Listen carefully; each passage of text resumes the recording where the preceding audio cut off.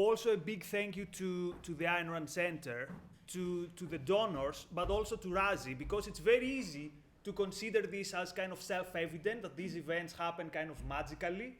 It's like in Atlas, the rare earth metal, which is called miracle metal, like this event happened miraculously.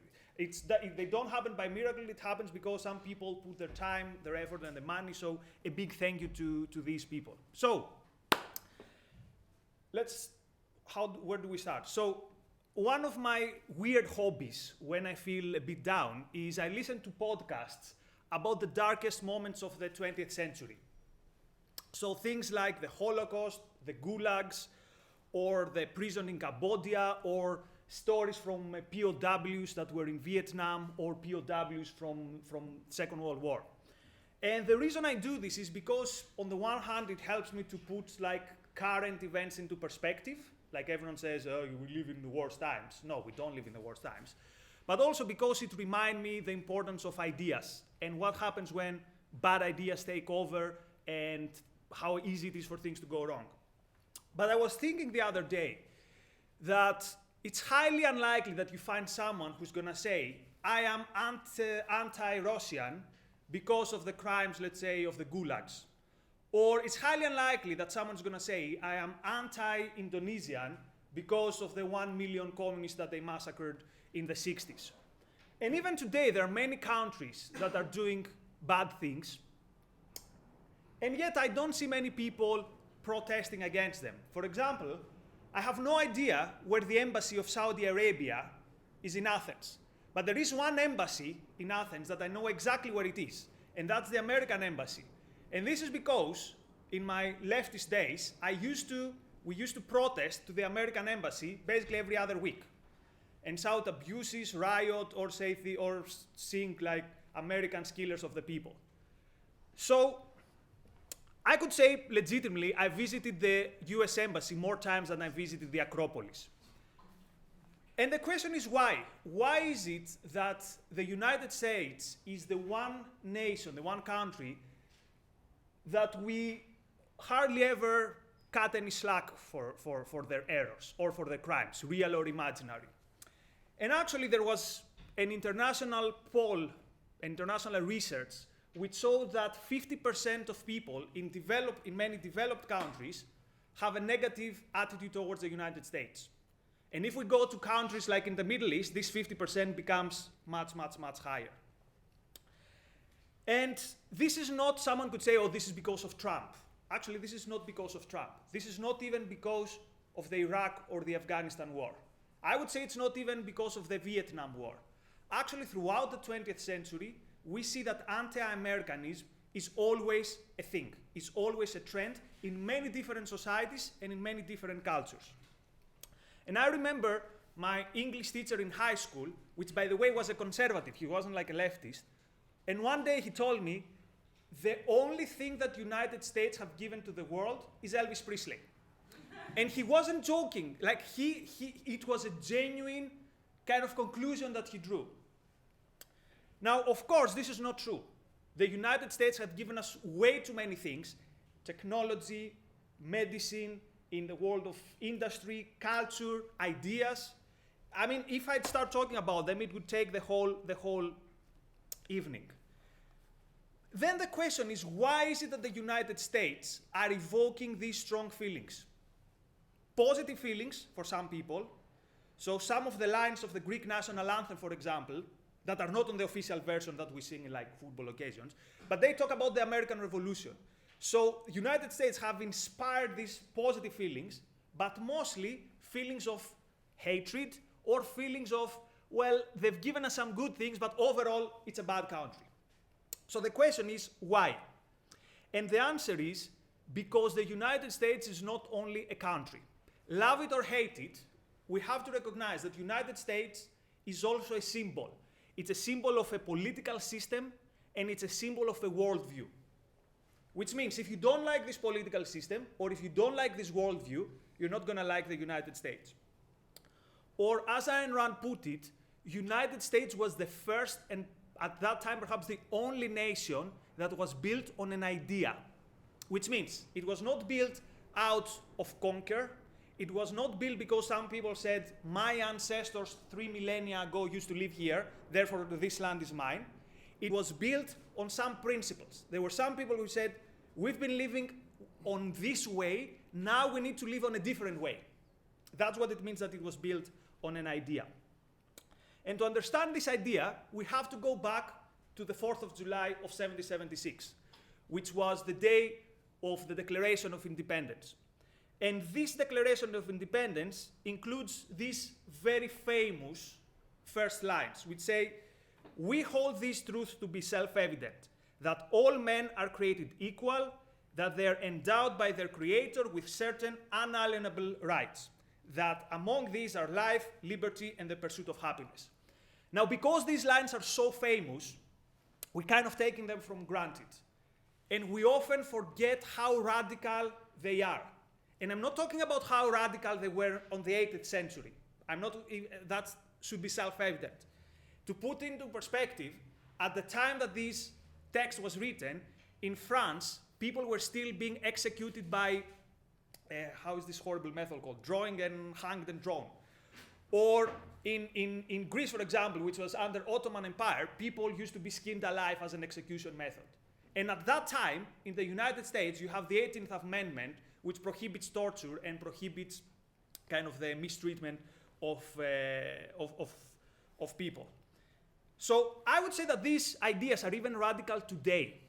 And actually, I think that if you had a political party today that would run in the elections based on the ideas of the 4th of July, if you had some politicians who would take these ideas seriously, this party would be considered an extremist party. This party would be considered, I don't know, it would be considered as guilty of hate speech or too extremist. And maybe, it would be deplatformed from Twitter or its videos would be demonetized in YouTube. Because these ideas are still today radical.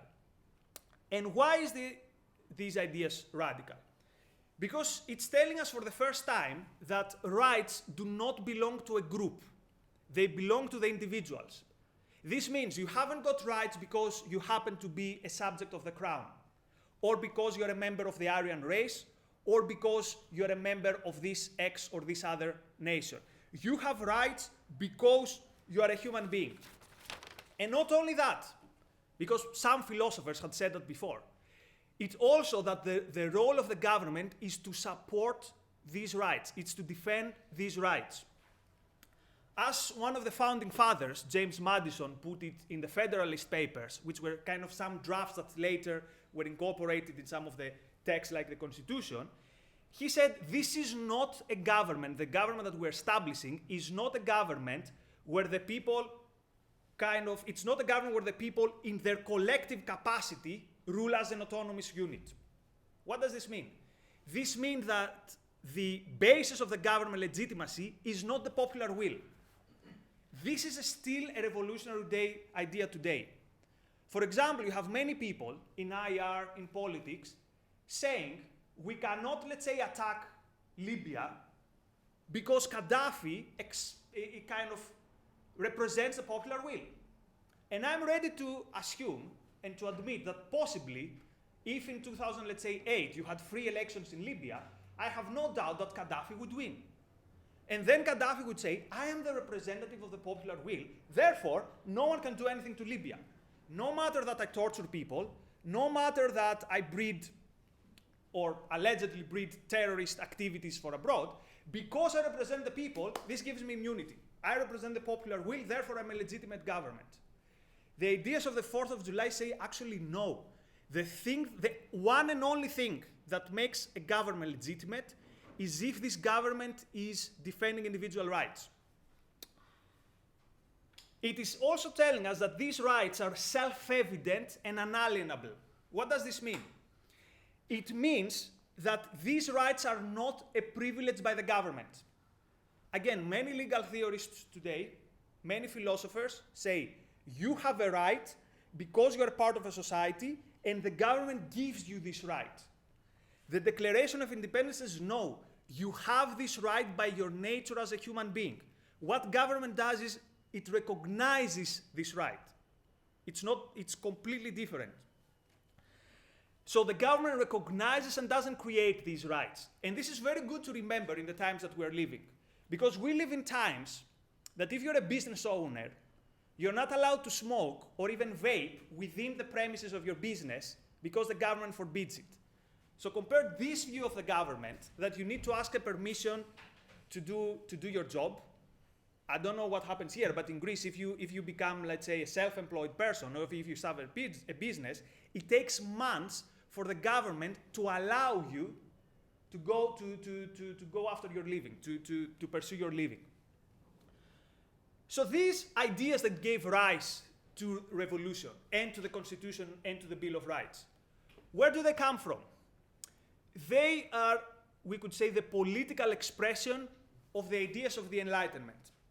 And if we see the Founding Fathers, they are men of the Enlightenment, with all the full message that this could mean. In Greece, we have a term that I don't know if we can translate it in English. So in Greece, we call university panepistemio. It means a place where all the sciences are there. And I could say, for example, that Thomas Jefferson is a universal man, is a panepistimonas. Because the guy was, for example, a brilliant architecture.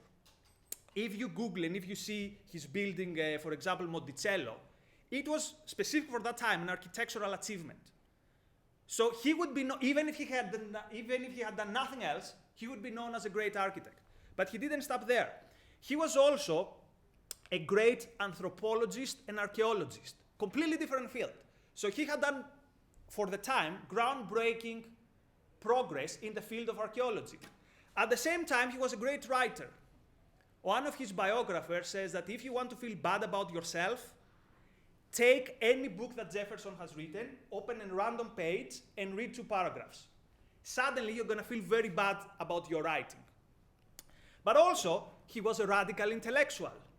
But also, he was a revolutionary, and also, he was a great statesman. So to put this into perspective, imagine today Harry Kane, J.K. Rowling, Margaret Thatcher, and David Attenborough, all these being one person. And this person being so politically radical that every week he would be with Razi in the Ayn Rand meetups. This is what Thomas Jefferson, this is the equivalent of that time. So why I claim that he's also a radical? Because Jefferson was a guy that was grown up in wealth and on privilege. But this privilege was based on his links with the crown. So what did he say? He could have said, well, that's a good life. That's kind of a good rule by the crown. I'm going to stick with it. But Jefferson says, that's not good enough. I'm going to risk giving up all these things because my mind is telling me that this is not good enough. My mind is telling me that this is not as good as it gets for a political system and for a society. So later, when he passed legislation in Virginia, although he was a religious person, Virginia basically became the first, according to many researchers, the first secular society in the history of humanity. And this legislation was passed by a guy who believed in God, but said, I first need to use my reason. I don't go by faith, even my religion is based on reason. And also, for his time, he was a guy that was very progressive on the issue of slavery. I'm going to discuss slavery a bit later. But Thomas Jefferson really tried to take action to eliminate slavery. Unfortunately, it didn't happen. He didn't succeed. And he should be accountable for the fact that maybe he could have done more. But even on that front, he was way ahead of his time. So the question is, and I could say similar stories about all the founding fathers. But the question is, the main question, and if we want to see it from the point of view of our lives, is what made these people brilliant?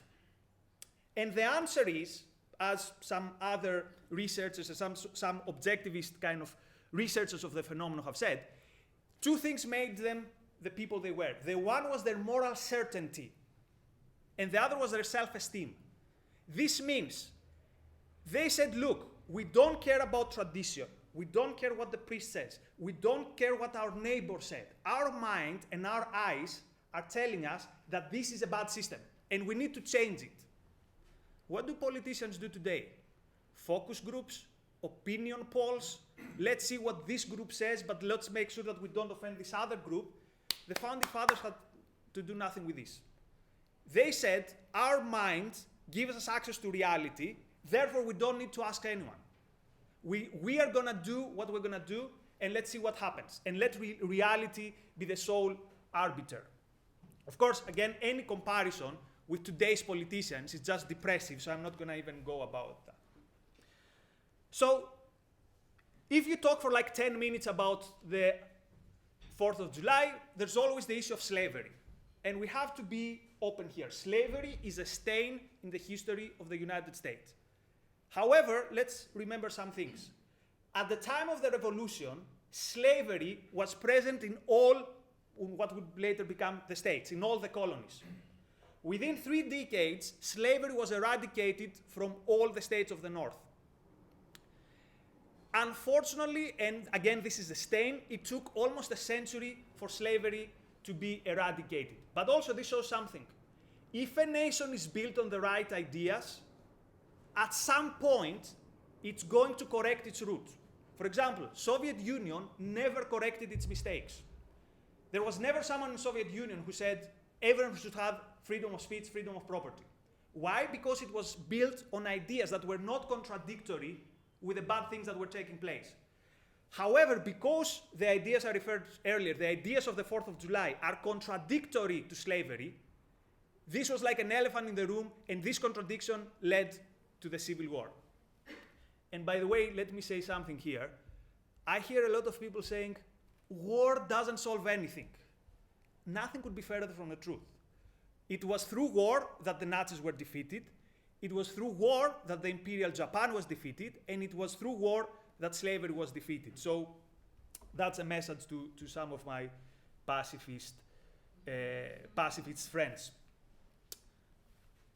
So, a lot in the United States development in the centuries that followed were based on kind of the pathway that was the Declaration of Independence. And they reflect what Ayn Rand called an American sense of life. An American sense of life means what is, based on these ideas, how do you see the world? How do you approach life? How do you wake up in the morning and how do you see the world? For example, I like 60s Greek drama films. And you see that the sense of life there is always very dramatic. There's a poor guy, society crushes him. Somehow at the end something happens and he wins the heart of the girl, but usually it's through sorrow and through a lot of drama. So the idea is life is about suffering, life is about drama. This is not the American way of life. So the question is, what made the United States the most developed and the freest country that the world had ever lived in this first century? And the answer is a moral sanction, a moral and a political sanction, a moral principle. And this principle is the recognition that we all have the right to pursue our own happiness. I mean, think it about this way. Let's say you're in Imperial Japan. From age 4, you're told that your mission in life is to promote the glory of Imperial Japan, and maybe even to die for it. How likely is that you create Apple if you live by that ideal? Or how likely is that you become, I don't know, a rock and roll star who gives joy to millions of people if you are brought by these ideals? So let's get a step deeper though. What does this require? It requires, first of all, me being able to think about myself and not see the world through the eyes of others.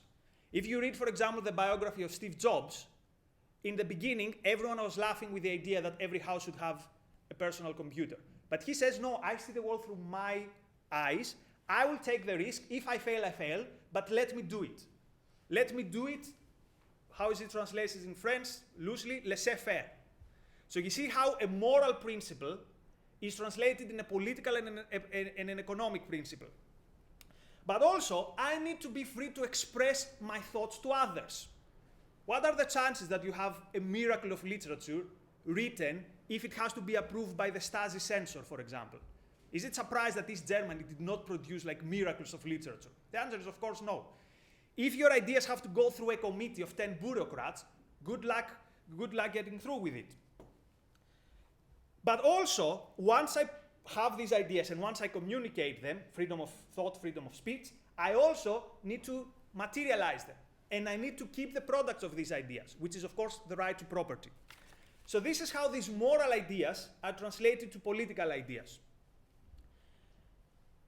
And this has been the so-called American way of life. And I would say this is what created the society of abundance. And here's the interesting thing.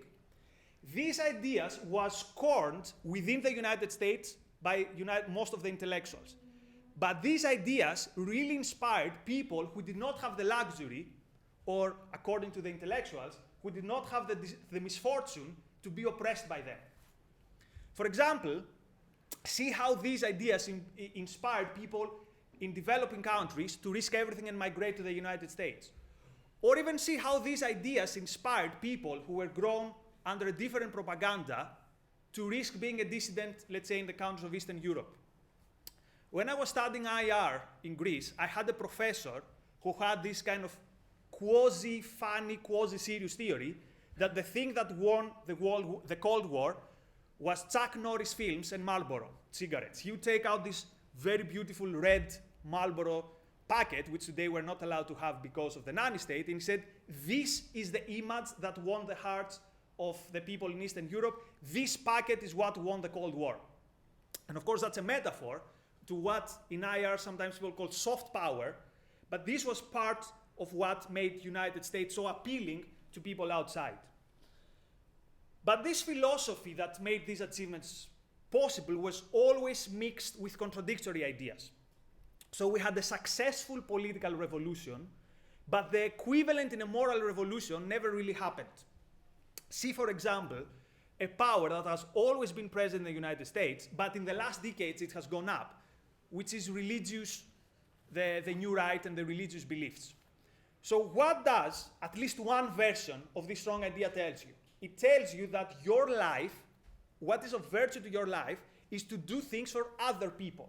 And also it tells you that going after material things is not good. Now, there were a lot of people who don't take it completely seriously, but what do you do with this mix? Is this mix going to lead to something good?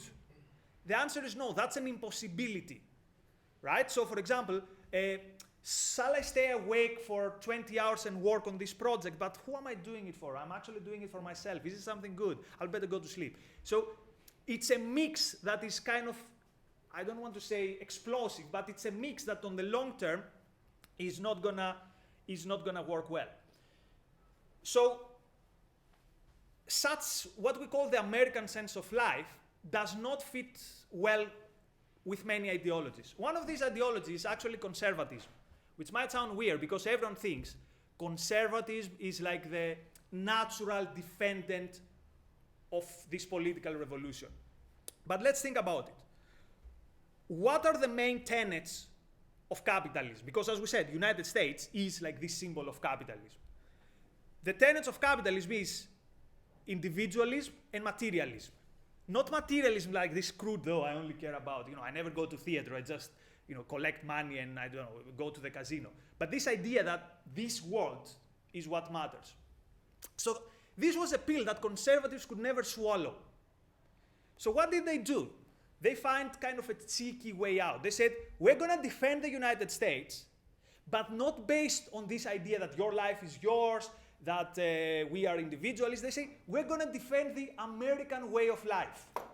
Now, what is the American way of life? It's this kind of image, I don't know, of the guy with a gun doing barbecue and kind of watching rugby. But the problem is that this is not a valid kind of objective idea. An American way of life means different things for different people. For example, for Bruce Springsteen, the American way of life is like the trade unionist in Philadelphia who is kind of fighting for a higher minimum wage. So it can mean completely different things from different people. And you can see this erosion in conservatism from the 1960s with William Buckley, who was this kind of movement builder, who said that conservatism is mostly pragmatism, so we don't want kind of too many intellectuals here. That's why he kind of kicked Ayn Rand out of the conservative milieu. And then you had, for example, the neoconservatives, who said, Americanism means go and die in Iraq so that Iraqis can have democracy. Does this sound relevant, and does this sound kind of compatible with the ideas of 4th of July that say your life is yours and you do what you want with it? And that's what has led finally to Donald Trump. And this is what has led to today's conservatives, which we see this sad spectacle whenever someone from the right is deplatformed from Twitter. These people are tweeting to Trump and say, do something. They say you need to punish Twitter. So basically you have conservatives who say that Trump needs to use the force and the coercion of the state so that Candace Owen or Mike Chernovich can have access to the private property of someone else, irrespective of whether this someone else wants them there or not. I mean, it's clear that these people are not in a position to defend the ideas of the 4th of July. They wouldn't recognize these ideas even if they would hit them on the head. What about the left, someone could say? Well, here the things are way simpler. The left never pretended to like the American ideals, and actually their main problem with the United States, and they're open with that, is that it's not more like Europe. So they say, for example, these people, we are very primitive, because we have this ridiculous idea that you have the right to protect yourself and your life with a gun, or we are very backwards because we don't recognize how it's 100% worthy to put a gun against the head of the taxpayer or of a doctor and create a universal healthcare system like the NHS. So this is the left. And the last group is the religious fundamentalists in any religion and in any country. Why do they hate the United States? Well, that's a no-brainer. Because the secular and materialistic character of the United States doesn't stand well with their views. If you add to this the fact that the United States dares to half-heartedly support the one country in the Middle East that at least nominally stands for the same values, and I mean Israel, this makes the anti-American hatred even more. This is why Death to America is one of the most popular slogans in this country. So in Greece, we're not that radical. In Greece, we say, America, you are the Americans, you are the killers of people. In Middle East, they take it to the logical conclusion, Death to America. And actually, if you want in the Q&A, because I don't want to take way more time, in the Q&A, it would be interesting to discuss how these anti-Israeli sentiments that we have and are so prominent are very close to anti-American sentiments and are sometimes equally unfair and based on the same reasons. So let me sum up. So what we said is that the meaning of the 4th of July is this novel at the time and still today novel idea that we are rational beings and we are to be trusted with freedom, and that the government is there to protect this freedom and not to paternalize us. Unfortunately, these ideas are unpopular everywhere. Even worse, they're way too unpopular even within the United States. So my ending is not going to be super optimistic. We can discuss what are the reasons for this: continental philosophy, religion, progressive policies, but that's another discussion. But what matters is that the political revolution of 1776 was not accompanied by a moral revolution. But actually, this moral revolution took place quietly. And this moral revolution, what a philosopher called Onkar Ghate called the Second Declaration of Independence, happened very quietly and it was announced to the world on 10th of October of 1957. Anyone knows what happened on 10th of October of 1957? Publication of Atlas Shrugged. Yes, it was the publication of Atlas Shrugged. And why do I claim that this is a declaration of moral liberation for rational individuals?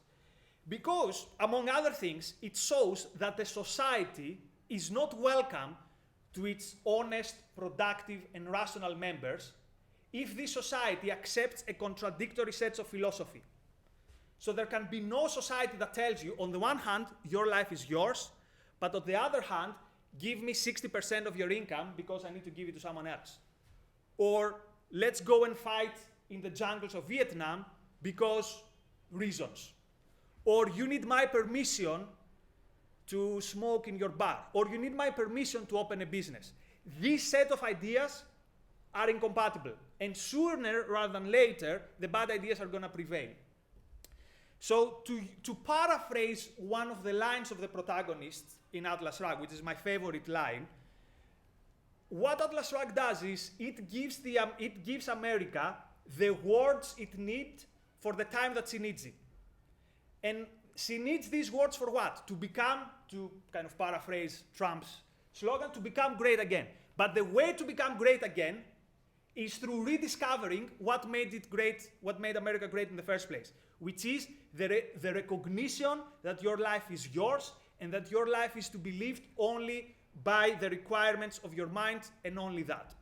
Thank you.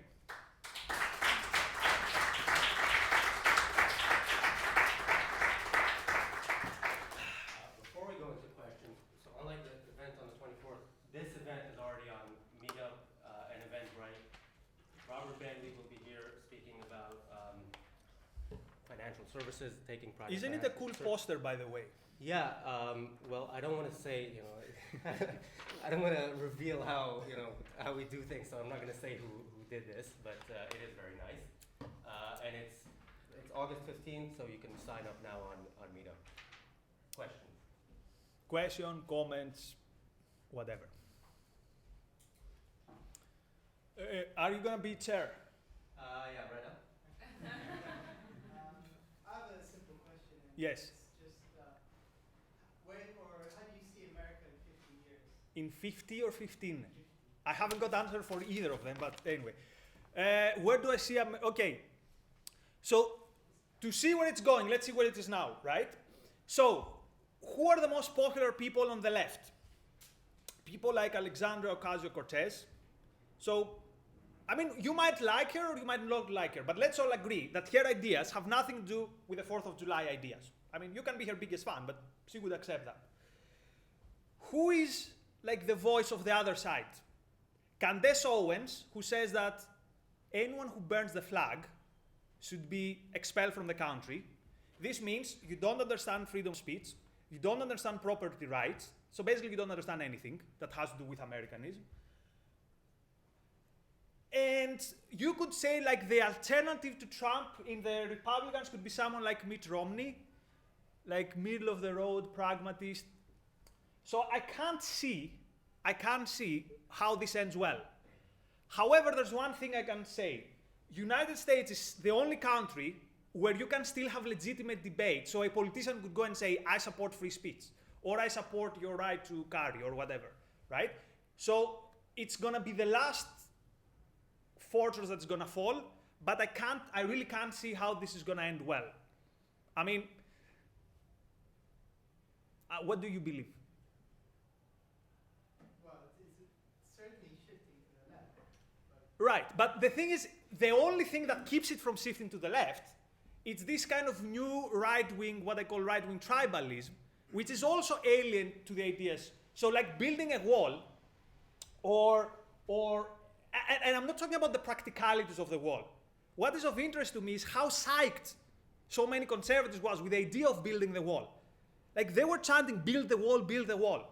Or even if you see someone more intellectual, like, let's say like Ben Shapiro, right? I'm not gonna talk about Shapiro himself. People who go to Shapiro's events are really psyched up with the idea of we're gonna own the libs, we're gonna own the liberals, we're gonna stick it to the left. So it has become this thing that what matters is how do I stick it to the other side? But here's the problem. If by sticking it to the other side, you compromise the idea of property rights or of freedom of speech, because if you say, I want Twitter to be forced to have Milo back, this means you don't recognize the right of Twitter to its freedom of speech. So this tribal kind of cultural warfare, the main victim of this is what we could call Americanism, and these ideas that I consider good ideas. Why do so few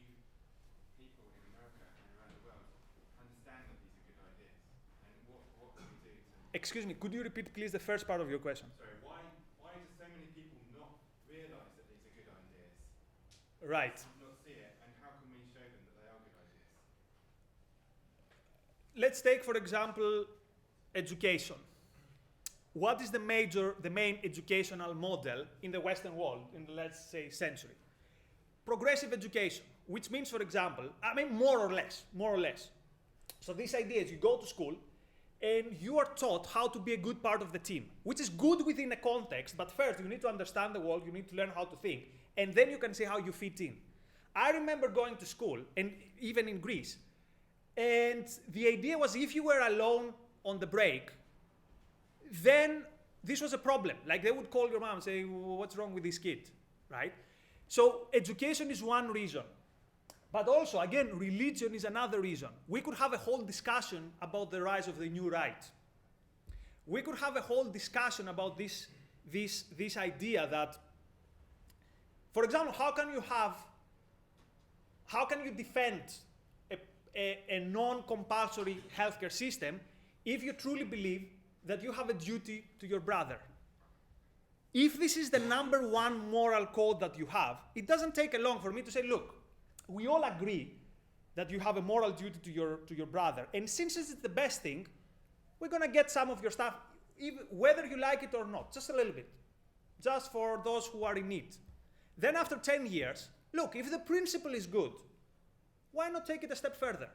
And this is how, so Rome did not fall in a day. These ideas take over slowly. And also they're appealing. I mean, it took me a lot of time to because as I said, I've lived the first 3 decades of my life as a leftist. So why, I was 200% sure I was right. And not only that, there was no one who could challenge me. Even the right-wingers in Greece would say, look, we recognize that your values are okay, it's just that they don't work. So again, why don't our ideas become, let's say, more prevalent? Because they're way too opposed to everything else. Of course, now it's up to us to do a better job. I don't consider this an excuse. We should be winning. We should win, actually, the culture wars. Not the culture wars, the philosophical wars. But that's kind of an explanation why it's not happening. Mostly, the role that religion plays, both on the right and on the left. The secular version on the left, the religious version on the right. And again, see who was the system builder of conservatism. See what William Buckley believed, and see how he took away any of these ideas that could kind of reinvigorate the spirit of 4th of July.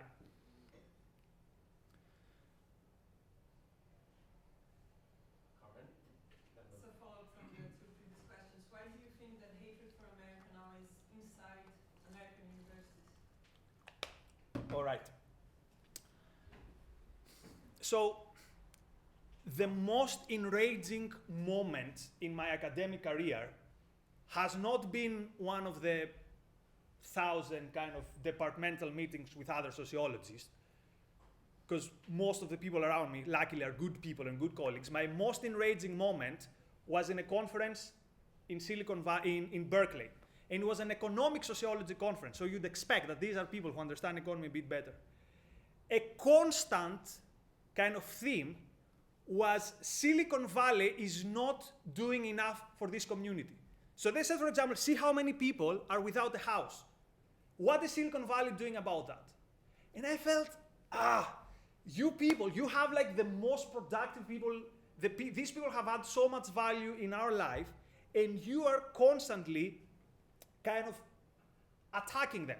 And that evening, I had drinks with 2 people who back then they worked in Google. And I said, keep in mind that these people over there are completely undermining you morally. But the people in Google also said the same thing. Oh, yes, you know, we don't give back. So, you know, you shouldn't feel so kind of, you shouldn't feel this admiration about us. So, what I'm saying is the situation is really, really bad in the university. But you already said that. So I now have to give an answer on why this is happening. A question will be why intellectuals in general hate these ideas. And I mean, there are many explanations. For example, von Mises took the explanation that it's like this jealousy. That's like whoever cannot do teach. But I don't think that's good enough. I think it mostly has to do with that everyone else has given up on these ideas. So think about it this way. Businessmen keep funding these universities, not caring at all about whether these universities are undermining them. So by giving up these places, you have left them to the people who take these ideas more seriously, which are like the progressive educators and all that stuff. And this means that slowly, these become a place where it's impossible to have any alternative voice. For example, gender studies. They have been created in such a way that it's impossible to have like an objectivist gender studies scholar. I mean, it's impossible, it sounds unbelievable, but initially, a chancellor in a California university was Robert Nisbet, who was a conservative sociologist. The term conservative sociologist today sounds like a joke, but 40 years ago, it was a reality. But slowly, by taking over slowly, you come into a position where it's almost impossible to have any different voice. Or think about it this way. We are told that ideas don't matter. This means that, I don't know if anyone here is into politics or has studied politics, more and more today it's about, comparative politics, or coming up with quantitative models to compare the elections in Russia with the elections, let's say, in France. So this means giving up the scope of ideas and just deal with smaller and smaller issues. So basically, you can be in a university discipline and you deal with all the things except from the important questions. So I haven't got a better answer. I'm just saying it's a process which is slow, but also it's not like a conspiracy. It's kind of a self-generating process. So it's mostly leftist people who want to work in these places, because as someone said, maybe non-leftist people who want to do other things like run business or whatever. And this self-generating process has led to it. But also it's related to schools. So if in school you know that, for example, being pro-free market capitalism is a bad thing, then the normal thing to do is go to the university and then you hear this thing again and again and again. So it takes a lot of a moral backbone to say, no, I'm going to stand against it. That's not a good answer. I'm not happy with my answer. But sorry, I haven't got something better. I have to think about it. Sorry for that. What? Luke was next. Oh, cheers. Less of a question, more of a comment, really. Mm-hmm. I liked how you drew on the virtue of the people involved in the beginning of the American project, because it's obviously interesting to draw a comparison at the end of that tumultuous 18th century to the French Revolution. Oh, right, almost yeah. 10 years on, and how that descended into Robespierre's kind of bloodshed and personal, although they were kind of predicated on similar ideas. So I was wondering what you think about, obviously the ideas of the American founding fathers are a primary. What would you say about the actual kind of circumstances and conditions? Because I think in France they were very different, and that led to a kind of a longer and more difficult struggle for freedom. In America, it just, what were the kind of material circumstances that came together with the ideas that made the ground fertile? Right. So you are in a much better situation to answer this question because you know these events better. So I know kind of the Marxian analysis on that, but I don't want to, I don't want to go to that. But so I'm not the best person to answer this, but think one thing, which might sound very simplistic, the different slogans. Liberty, equality, fraternity, right? Equality means that if this is kind of a value, not equality in front of the law, this means, for example, that someone who rises a bit up, and it's very interesting to listen to a speech by Robespierre, who, when he unleashed this terror, he basically recognized that he's going to be one of the next victims. But the most interesting thing, he says it doesn't matter.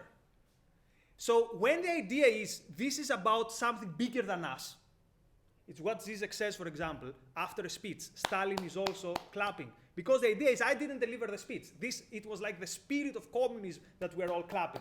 It would be impossible to see this in the United States. It would be impossible to see Washington or Jefferson saying, well, through this process I'm going to get eliminated, but that's, you know, it's for the common good.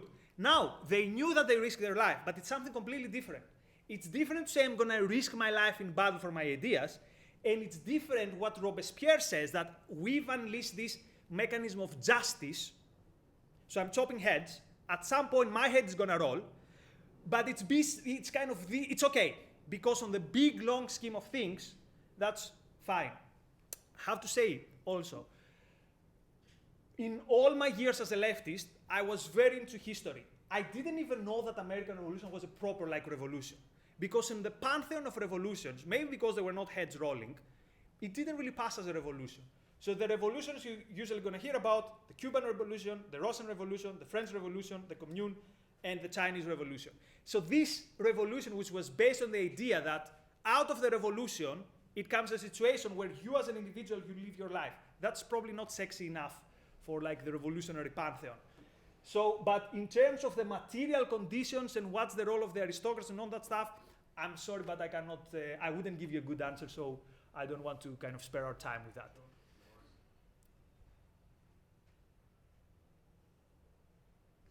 I had a question. You mentioned neoconservatism at one point. Yes. Why is it that it's not compatible with the idea of Mm. Americanism or objectivism? Because surely, if you recognise that you're morally and practically superior, it must be a good idea to spread it otherwise. Because if you don't, then the opponent will spread their influence. Right. You'll be surrounded by communists, and that obviously has been a reason, has been a good enough of a reason for people in the past to sort of, in America, with their dictators, Right. fund that. Yeah. So first of all, do we all know what we mean when we say neoconservatives? It's mostly a group of intellectuals, which later became policymakers and politicians, which comes up around the 70s.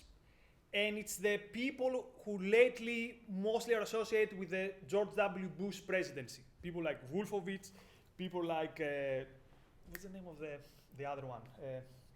Anyway, mostly the people around Bush who orchestrated the Iraqi war. So what is the root of these people? These people were mostly, sorry? Dick Cheney, yeah, Dick Cheney. So most of these people were liberals in the 60s. Why? Because they were anti-Soviet, because a lot of them had Trotsky kind of roots. So they said, we're not conservatives, however, the left is degenerating towards new left hippism and all that stuff. So we're gonna make an alliance with the right. And they had this fierce anti-communism. So to begin with, they were never laissez-faire capitalists, and they were never kind of laissez-faire classical liberals. That's the one thing to remember. So during the 70s and the 80s, they form an alliance with the new right, which kind of gives rise to Reagan. So Ronald Reagan was very good in rhetoric, but if you see what was the political base that brought him to power, was kind of this, the intellectual kind of neoconservatives plus the Buckley people plus the new right. Now, what's the problem with their wars? It's perfectly fine to say, I'm gonna boycott Iraq, I'm gonna stop trading if it's a threat to me, right? I'm not gonna do anything to support it, or I'm even encouraging people to support the opposition. But it's something completely different to say, I'm gonna send 500,000 people there to risk their lives, to come back having lost limbs, to lose their life, to spread a chaos that is even worse than the chaos that was already happening. I mean, that's up to our discussion, but I think that's a good point, a valid point. And the question is, what for? Is this a threat to your security?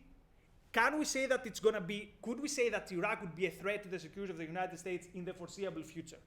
I mean, if you're Israel and you say, I'm gonna do this preemptive attack, that's legit, because if Saddam is building a nuclear bomb, and he explicitly goes out in the squares and says, death to Israel, and says, I wake up every day thinking how I'm gonna destroy Israel. If this guy is building like a nuclear bomb, you have the right to destroy this nuclear bomb. Again, what was the number one criticism to Israel? You didn't go through the United States, sorry, the United Nations. Or what about the sovereignty of Saddam? Sorry, but if someone is building a nuclear bomb to destroy me, I don't have to ask. I don't have to take an opinion poll or to conduct a focus group to attack them. Okay. So the problem with the neoconservatives is, first of all, it was very unclear what their criteria were, and it was this religious view of sacrifice. I mean, a lot of people say, you know, it was because of the oil. Let's take this aside. Let's take the pure ideological idea. Why should I risk my life as an American soldier so that the Muslim Brotherhood is going to come to power, let's say 10 years later. Or even if there's going to be a Jefferson in Iraq. If you want, join the international brigades or whatever, go and fight. But the idea that as a government, you're sending your army, and your idea is I have to spread democracy as kind of my mission. This is the same mission. My life is, my aim in this earth is to serve others. So even if we take them at their word, I think that they did a really, really bad job. We could also discuss the particulars of the invasion, but I think it's going to be boring for everyone else, but we can do it later. So I think the war was wrong in its rationale, in its philosophy, and in its execution.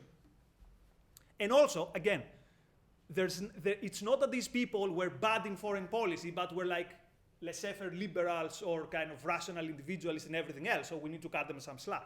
They were bad in every possible kind of policy, so I have very little, actually no, I have zero sympathy for the neoconservatives. I was just going to ask, what was the main idea that made you change your mind from a leftist to someone who really loves objectivity in America? Right. It's gonna sound completely ridiculous and counterclimactic. Anyway, I don't smoke anymore, but I used to, or I'm a social, I used to smoke. And I come to the UK and it was the smoking ban. And this really pissed me off. And then someone said, why is smoking bad? Because this and this. So I said, oh, okay, maybe freedom is, so maybe we don't socialize the means of production, but within your pub, you're allowed to do your thing. Then I would post something on Facebook about free speech and all my leftist friends would attack me. So I'm like, okay, communist, but you're allowed to smoke in your pub and people are allowed to talk whenever they want. So it was kind of one thing led to another. I can't remember, it was a slow, very slow process. But the main thing that made me change my mind is, if freedom is good in one place, why not freedom being good in another place? So this was kind of the thing. So it was not learning about Stalin's crimes, because I consider this imperialist lies. It was nothing like that. It was everyday life experience. But most importantly, it was discussing with leftists and realizing that there are no answers. So I would discuss with serious Marxists. I was in a reading group and we would read Capital 3 consecutive years, from page 1 till the last page. And I had some questions that were not answered. So my idea was, well, things are not here. And then I found like the subjective theory of value. I was into like Austrian economics, and that was kind of my gateway to objectivism. So it was not like a moment where everything changed. But Atlas Shrugged was definitely the moment I said, that's it. There's no going back. Because at some point I was like rationalizing. I was saying, I'm not a communist, but Marx is correct. Like, I believe in the labor theory of value. And then I was like, yeah, it was basically rationalization upon rationalization, because it was difficult for me. I lost friends. Yeah, so. So you said before that you were quite pessimistic about the future. Yes. But don't you think that people are more and more curious and hunger for information? That at some point they're going to see that there are no answers in the left. Yeah. Someone is going to give the answers somewhere else. Yes, but I mean, I see it this way. Like, I had to leave Greece because, let's say, of the bad ideas in Greece. That basically it's difficult to have a life there if you, for various reasons, right? I mean, if it's going to change in 70 years, that's great. I'm going to fight for that, but that's not good enough. So comparing YouTube, what's the name of this comedian who says jokes about Trump all the time? Oliver, what? No, Oliver Stone. No. John Oliver. John Oliver. Compare his subscribers to the subscribers of someone like Ben Shapiro. I'm not saying that, I'm not even saying compare this to like Yaron. Compare, like Joe Rogan is a good example, is an example of hope, because it shows that like everyday quote common people are more and more, they say, I've had enough with this kind of nonsense. I want some common sense. So I think Joe Rogan is a good example. Or compare the Young Turks with Dave Rubin. I mean, the Young Turks have more subscribers, if I'm not mistaken, way more subscribers by Dave Rubin. So this works two ways. So people who are already kind of have these ideas, now they have way more reasons. By the way, I forgot to mention what changed my mind. One of the main things was I was hanging out with the people who are around the bubble of ideas, like Claire Fox and Frankfurt Radio. I owe them so much. So sometimes just meeting a couple of people could be this thing that helps you kind of transition. There were some people also here. Yeah. And, well, guys, we have the room for another 45 minutes. So yeah, if you have mini speeches as well. Yeah, go ahead. Yeah, great talk. Thanks very much. Very inspiring. Thank you so much. Very good. And the topic was, what have the Americans ever done for us? It's gonna finish. And I think you answered this question brilliantly. But what's also important for me is kind of what will the Americans do for us in the future, right? Because that's where I live in the future. I don't need to when I can go, right? And so my question is, what are your thoughts about that? And if the Americans cannot do much for us in the future, who else will do something? Right.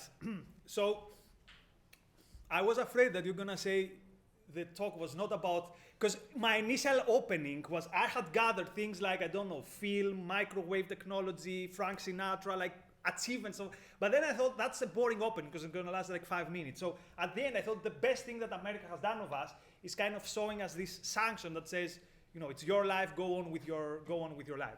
So what's gonna give us in the future? The question is, if not America, then who? So I was very optimistic, for example, about countries like Dubai, Hong Kong, but this is because I was still basically in my heart a Marxist who thought that the means of production kind of determine ideas. But turns out that the mere fact that somewhere you have economic freedom doesn't mean anything on the long term. So I don't think that there is like one other country that's going to become like the leader of the free world, if we want to put it, thank you, in these kind of ways. So maybe the question is, so for example, can we expect something good? And this is not about Brexit, but can we expect something good from the European Union? So the leaders of the European Union, have they shown us anything that shows that they can be the intellectual leaders that are going to lead a political transformation? The answer that I give is definitely not. Is someone like Trudeau the solution? So what does Trudeau does the first day he becomes prime minister? He parades, and it's not a hard word, he parades people from minorities. Oh, here's a woman, here's a guy with this, see how diverse my government is. If I was one of these people, I would say, what is this? So basically Trudeau says, I see people as parts of groups, and here is exhibit A from group A, here is an exhibit from tribe B, and here's an exhibit from tribe C. So this kind of new progressive liberals types, which is something like this is the guy who's gonna win in Greece the elections on Sunday, and everyone's gonna be a liberal prime minister in Greece. No, these are the people who, again, they have very little to offer to these ideas around, you know, individualism, your life is yours. So, sorry if I sound dark, but I'm not very optimistic about the United States. I'm not very optimistic about something outside of the United States. Now, some people are saying, what about Eastern European countries? So they say these people basically resist, quote, political correctness. And this is true, but again, that's not good enough. So if you say, for example, that your resistance to political correctness is like quasi-nationalistic tribalism. I don't want to say things about Orban. I don't really know a lot of stuff, but from what I've seen, I'm not optimistic at all. With this kind of, or the Bolsonaro kind of national leader. Like they might have some good ideas on economics, but I've heard some other things that I don't like. Anyway, other people know much better, so I don't want to even get to this. But I don't see a political counterforce anywhere, to be honest. I used to have hopes in this kind of quasi-populist, kind of Ron Paul type of like 5-6 years ago. But then if you see how many of people who believed in this kind of stuff became cheerleaders of Trump, again, you realize that being good in economics is not good enough. It's not a good predictor that you're gonna be good in other areas. So I'm not optimistic about America, and I don't see anywhere else in the world where there's like this thing that is coming up. If it makes it any better, I remember being in the Marxist conference in 2011, and someone asks Alex Kalinikos, like, where do you see the future for the proletariat? And he basically gave the same answer, like, oh, everything is lost, capitalism is triumphing. So the other side is also pessimist. So it's Thank you. Well, related to your last answer, is there room for any optimism at all? Or but that you can just answer that at the end. I had another comment sort of Yeah. question since you started speaking. You mentioned that people tend to be negative towards America, just in general, and like kind of the people who live outside of America. Why do you think is that? And do you think that they have negative opinions about the US and as well about the ideas that led to the creation of the United States? Right. That's a very good question, because I think the answer here is key to understand what America is. So my most embarrassing, the thing I'm mostly ashamed of in terms of the culture that we grew up, was the reaction of all the people around me in 9/11 in Greece. Probably it's going to be unimaginable in this country, unless some of you come from like, I don't know, Jordan or countries where anti-Americanism is like creed. But in Greece, it was almost a relief, like you got what was coming for you. Some days after 9/11, a Greek football team, I don't want to say the name because my tribal instinct kind of protects it. There's 1 minute of silence for the victims of 9/11, and there is booing in the venue. Or there are people who are doing like the airplanes. Or in my team in Greece, one of the main kind of chants is about Bin Laden and how he needs to fly more airplanes, but now maybe send it to the opponent team. Which is kind of half joke, but this idea that they got what they had coming to them was true. Or within 5 days, there were like 15 different jokes becoming viral back then through SMS about 9/11. And the question is why? The obvious answer is United States had played a role in the military dictatorship of 1967 and in the occupation of Cyprus. I think that's not enough. Like let's say the bad guys in this situation was Turkey. I'm not convinced that we'd have such a reaction if something bad would happen to Turkey. Actually, in the earthquakes of 1999 in Istanbul, we wholeheartedly helped them. And the idea was they're humans as well. 2 years later, 9/11, you didn't have this reaction. And I feel really embarrassed because I was part of this. They had it coming. So it's not, I don't think it's the objective stuff that the Americans have done bad things about us, because other people have done bad things about us. I think it was that this country is a symbol of the things that whether you're a leftist or whether you're a Christian Orthodox, you don't like this country for different reasons. So the other day I asked one of my leftist colleagues who's from the United States, I have a speech on that issue. Why do you think America is so hated? And he says, well, it's obvious. Our war crimes. I said, okay. So are you telling me, for example, that Japan today is hated for the Nanking massacre or for the experiments in living human beings from 1938 to 1945? No, we say this is the past, and what is done, and we get over it. So there must be something special in why there's so much hatred for the United States. And I think it's mostly because these people see that the United States stands as a symbol for something. But here's the contradiction. When I was marching against the American embassy, I liked Schwarzenegger and Stallone films. I liked Pepsi Cola. So I had this, I was staying awake at night to watch NBA playoffs. So this is the contradiction. Like, there was something inside me, and I'm not saying this kind of to relieve myself of my sins. There was something inside me that appreciated this sense of life. But everything else, the symbols I was getting, was basically saying, screw the United States. So this is the only explanation I have. Because if we go by objective criteria, right, there are other countries that have done stuff which is way more morally reprehensible than the attack on Afghanistan. Can we agree on that? Like, whatever you think about the attack on Afghanistan, some months after 9/11, and being proven what Afghanistan stood for under the Taliban, we could say that the attack on Afghanistan is not like something which explains anti-Americanism. I mean, sorry, yes. Well, short comment, but maybe the fact that they've been intervening in many countries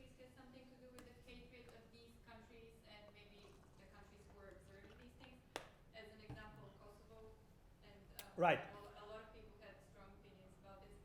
But on the other hand, I don't think that these people were opposed to the ideas of liberty and so on.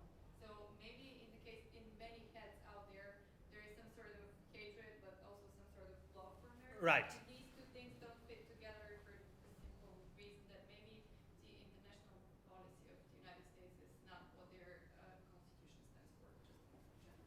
Definitely. So my politicization started via my opposition to the Kosovo war. Incidentally, I'm not regretting it. I still think the Kosovo war was wrong, though I'm not a Milosevic cheerleader as I used to be. But again, the instinctive reaction was United States is doing something bad, we hate them. But explain me one thing.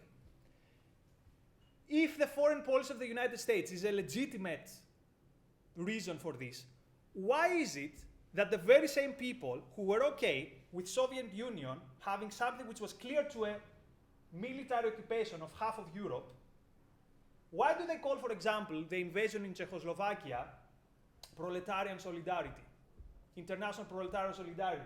Why is it that the invasion in Hungary in '56 is presented as kind of dealing with a counter-revolution? That was the official line of the Greek Communist Party, which gets sometimes double digits in the elections.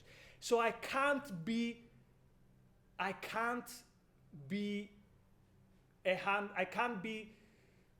persuaded that it's just that, look, objectively this is a bad intervention, therefore, again, back in the day, I would never tell to myself, I hate liberty or I hate individuals. I would say, look, Iraqis are dying, Afghans are dying. You've done so many bad things in Vietnam.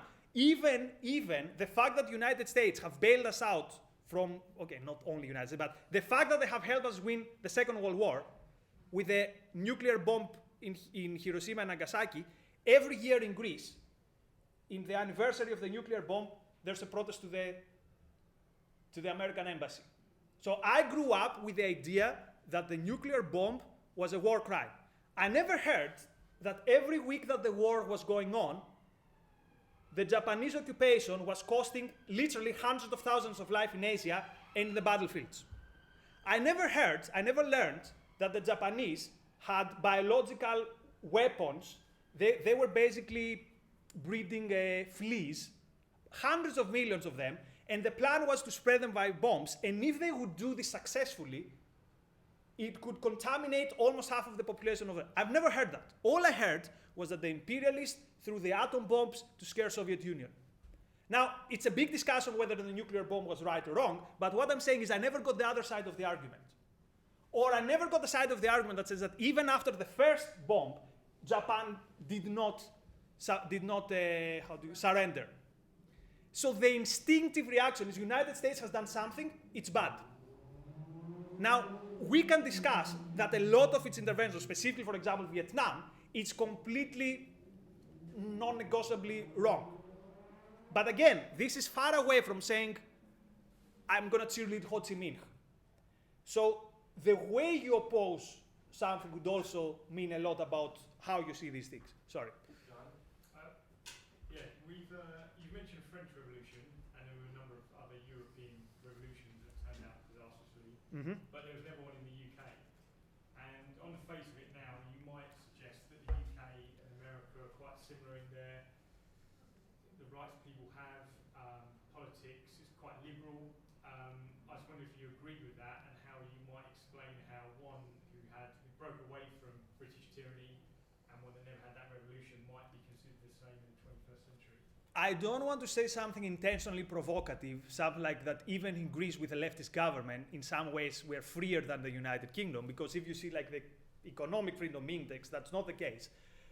But when you have so many, so in the UK I was just writing this on the book, so I think there are 4 or 5 different pieces of legislation that you can find yourself in prison for crimes of speech, for saying something.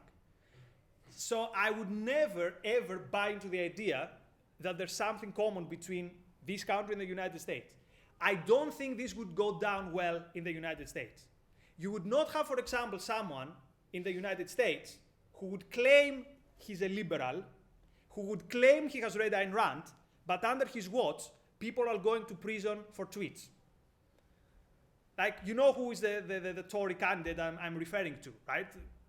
So you'd never have something like that in the United States. Now, the historical reasons why this happened there and not here, for example, you could say Scottish Enlightenment, many of the Enlightenment figures were from what today we'd call the UK, right? So why it happened there and not here? This is a question that someone needs to have a deep knowledge and understanding of history, which unfortunately I'm lacking. So I cannot answer you why historically it happened there and here, but I could definitely say the sense of life in this country and the United States completely different. And this is not, unfortunately, it's better there than here, unfortunately, because we're living here. This might be odd, but given your background, and you mentioned kind of the cookie sort of neoconservatives influence in America, and I guess you saying that you were part of kind of the left. No, I was like openly a Marxist-Leninist, not kind of part of the left, yeah. You were saying like they had it coming and stuff. Didn't you like kind of look into a lot of conspiracy theories that they did it themselves? Oh yeah, I believe them openly. No, but I was not like the weird guy. In Greece, it was common knowledge. Actually, the first person I've asked after 9/11, which happened to be the person who was close to me, like geographically, physically, the answer was, this is 100% Mossad. This has Mossad written all over it. Yes. Then I was like, well, why? But it was very unlikely that you'd find someone like the common man in the street who'd say it's not an inside job. Specifically, so, but here's the contradiction of irrationalism. On the one side, they had it coming. On the other side, it was an inside job.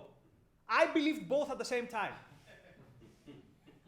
Like, trying to understand it now from a distance, I don't know. I don't know what I was thinking.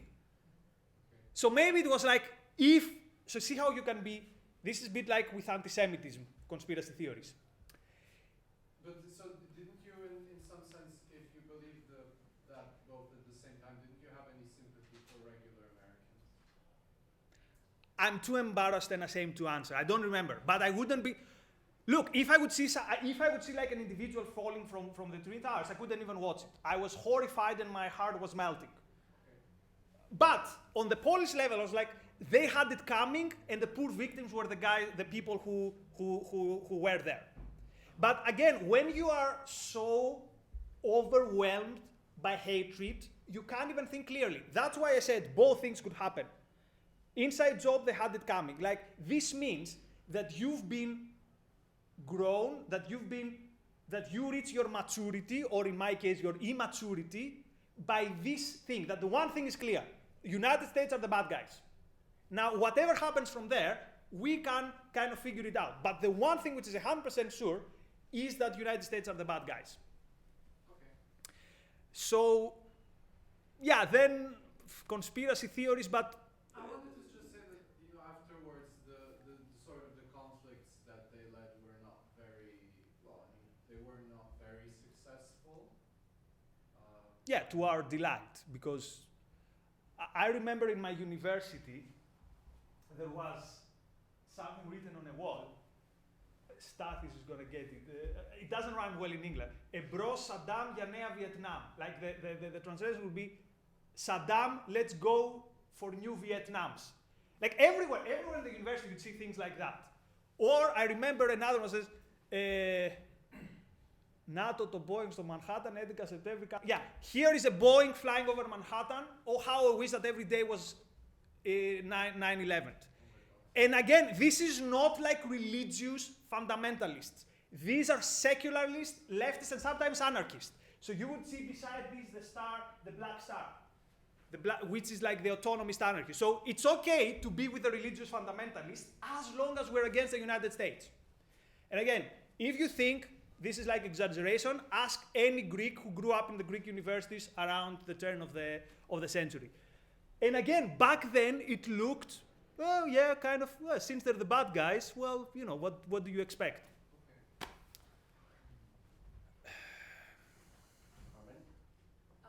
Ireland is one of the few that make moral defense of America and American ideals. Why do you think she is first of all, I don't think she's definitely demonized from the left, but I think at least the right, they give, with the exception of the National Review kind of lot, they pay kind of nominally tribute to Ayn Rand. So that's what I'm saying. There are still this sense of life is still present in the United States, but as a sense of life, which means as kind of, shall we say, instinct, shall we say, unconscious kind of belief.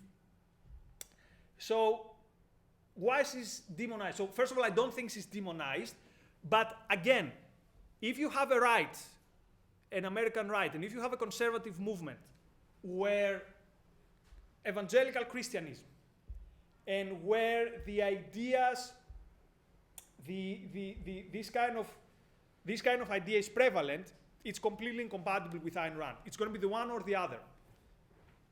Both of them cannot be present at the same time. And since, for various reasons, by the way, future event we should do, why the new right, the Christian right rose up. In a way, the Christian right was a reaction to the irrationality of the new left.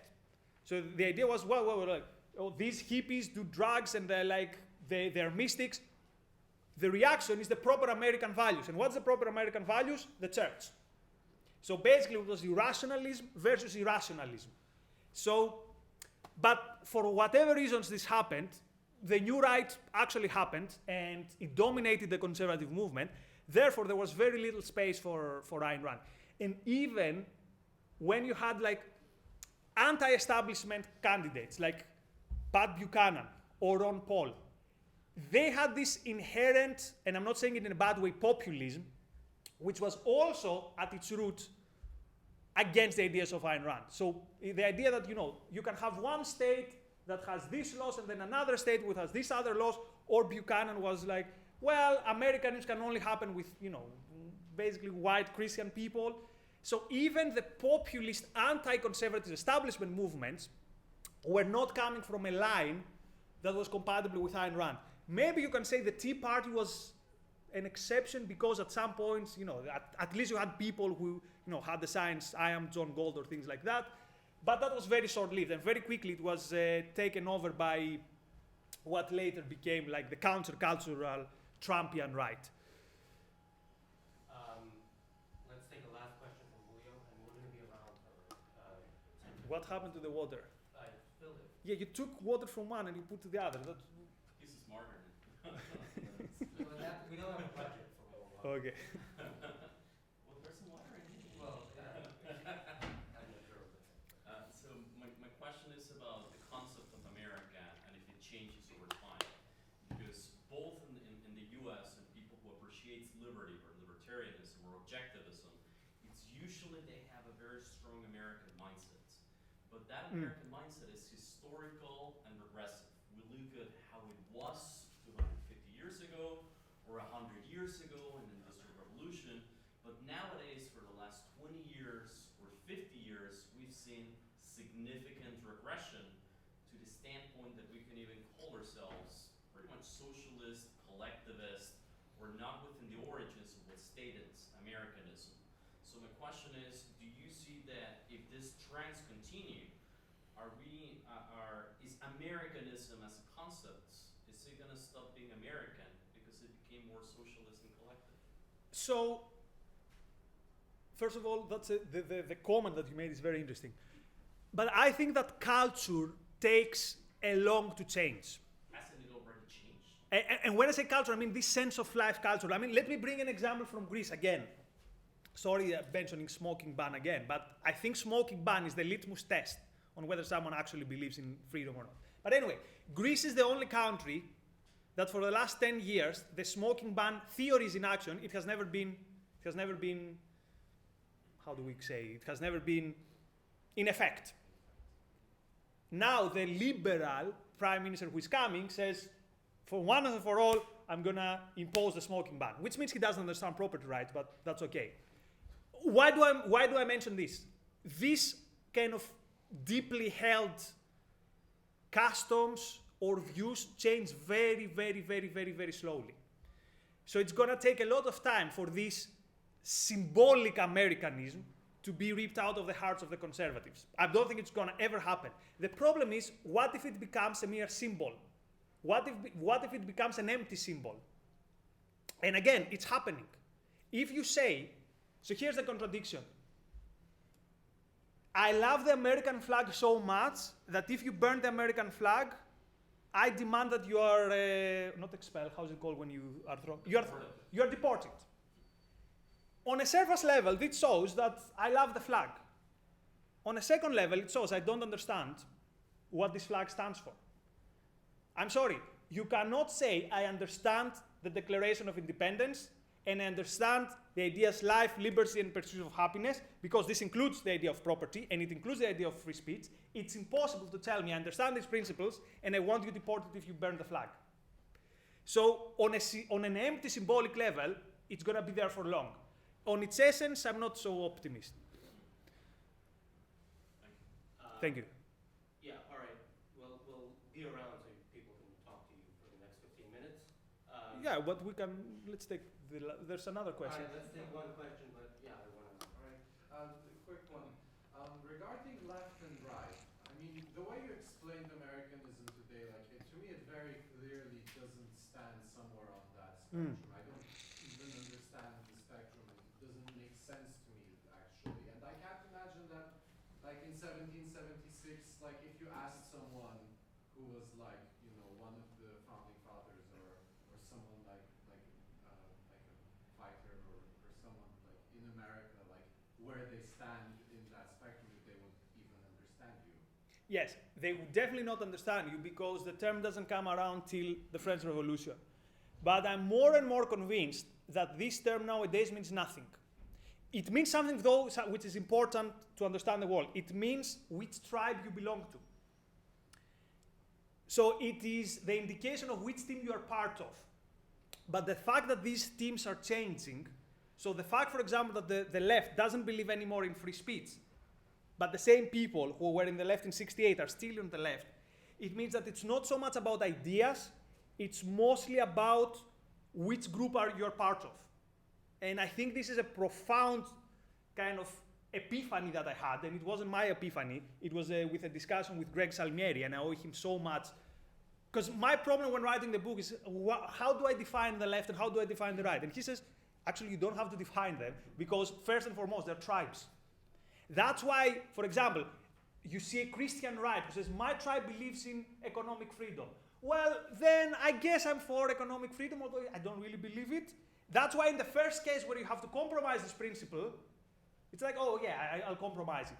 I mean, I'm still part of the team, but the team is about, yeah, these are the good guys.